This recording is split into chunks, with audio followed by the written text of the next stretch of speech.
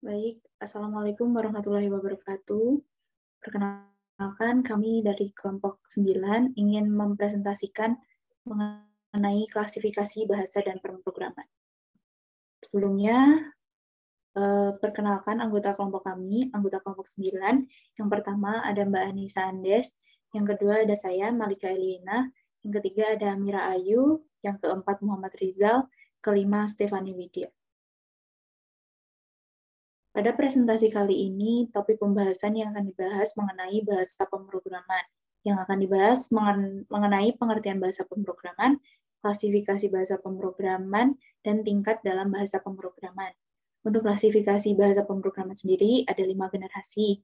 Generasi 1, 2, 3, 4, dan 5. Untuk tingkat bahasa pemrograman, ada dibagi menjadi 3, yaitu bahasa pemrograman tingkat rendah, tingkat menengah, dan tingkat tinggi.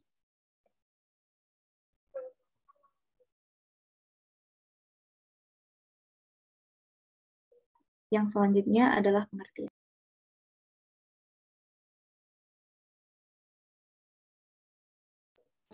Baik, sebelum masuk ke klasifikasi dan tingkatan bahasa pemrograman, kita perlu tahu dulu nih bahasa pemrograman itu apa. Perangkat lunak bahasa pemrograman adalah software bahasa komputer yang digunakan dengan cara merancang atau membuat program sesuai dengan struktur dan metode yang dimiliki oleh bahasa program itu sendiri.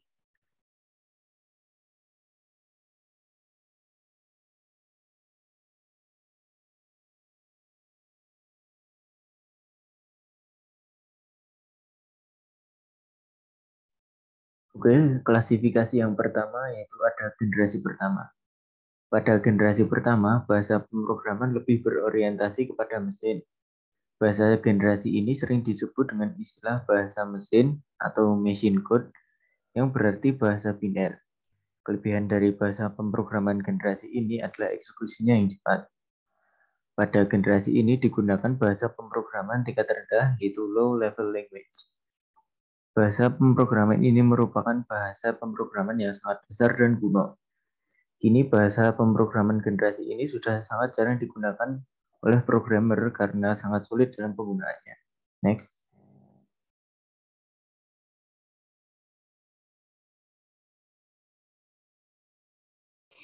Baik, pada generasi kedua, bahasa pemrograman generasi kedua menggunakan bahasa rakitan atau assembly sebagai pengganti kode-kode biner. Digunakanlah kependekan dari kata-kata, misalkan MOV untuk menyatakan move dan JNZ yang berarti jam non-zero. Setiap instruksi dalam bahasa rakitan sebenarnya identik dengan satu instruksi dalam bahasa mesin. Bahasa ini sedikit lebih mudah dipahami daripada bahasa mesin.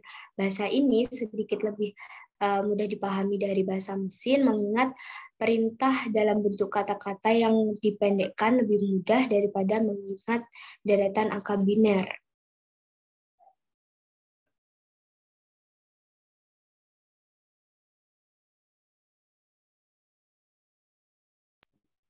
Yang selanjutnya adalah generasi ketiga.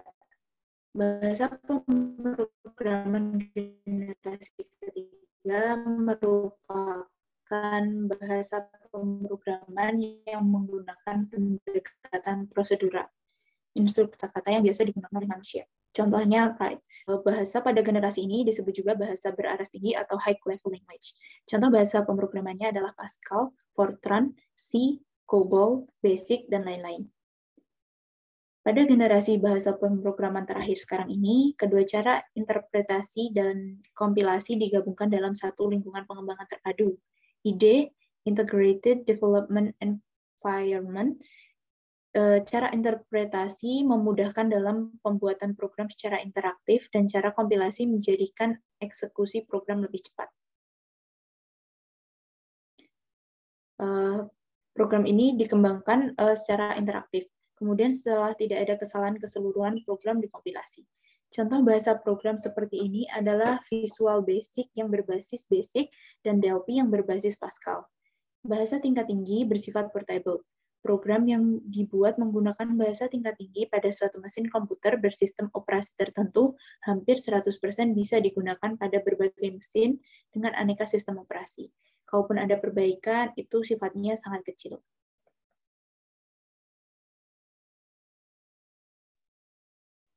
Selanjutnya, generasi keempat.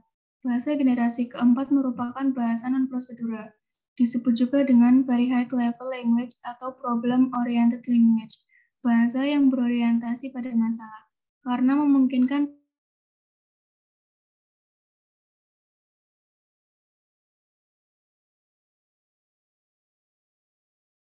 dirancang untuk mengurangi waktu pemrogram untuk membuat program, sehingga pembuatan program dibuat dengan waktu yang lebih cepat. Program ini dapat digunakan oleh pemakai yang kurang mengenal hal-hal teknis pemrograman, sehingga tanpa perlu bantuan seorang programmer profesional. Contohnya, Oracle, Microsoft Access, dan sebagainya. Ciri-cirinya yaitu 1. Mudah untuk dipelajari dan dipahami, 2. Non-prosedural, 3. Tersedia dalam software paket yang dapat digunakan untuk mengembangkan aplikasi yang diinginkan.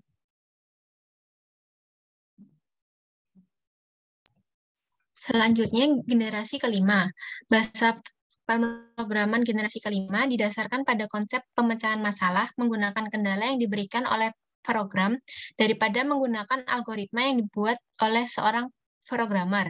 Bidang utama bahasa pemrograman ini adalah kecerdasan buatan dan jaringan secara tiruan. Bahasa pemrograman generasi kelima berisi perangkat visual untuk membantu mengembangkan program. Contohnya ada Prolog, Mercury, dan OPS. Keuntungan generasi kelima, mesinnya dapat membuat keputusan. Lalu upaya programmer untuk memecahkan masalah jadi berkurang. Lalu lebih mudah dipelajari dan digunakan dibandingkan dengan generasi sebelumnya. Untuk kekurangannya sendiri, yaitu kodenya rumit dan panjang, memerlukan banyak sumber daya, dan biaya yang dihabiskan lebih banyak. Selanjutnya ada tingkatan bahasa pemrograman. Yang pertama, bahasa tingkat rendah. Bahasa tingkat rendah dirancang agar tiap instruksinya langsung dikerjakan oleh komputer. Bahasa tingkat rendah bersifat primitif, sangat sederhana, dan relatif sulit dipahami oleh manusia. Contohnya yaitu bahasa mesin dan bahasa assembly.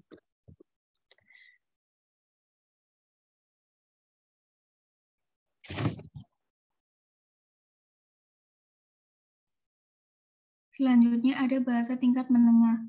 Bahasa pemrograman yang menggunakan aturan-aturan sintaks dapat dalam penulisan pernyataannya yang mudah dipahami dan memiliki instruksi tertentu yang dapat diakses langsung oleh komputer. Contohnya adalah bahasa C.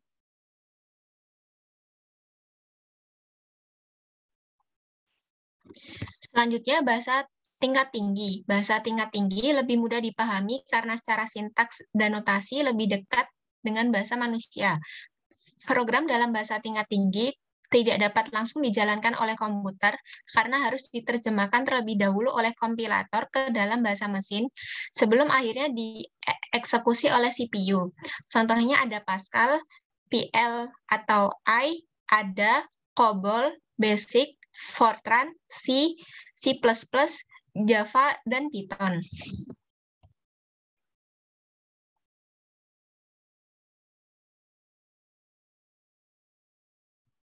Sekian presentasi dari kami. Yang selanjutnya ini adalah kontribusi konkretnya seperti yang tampak di layar.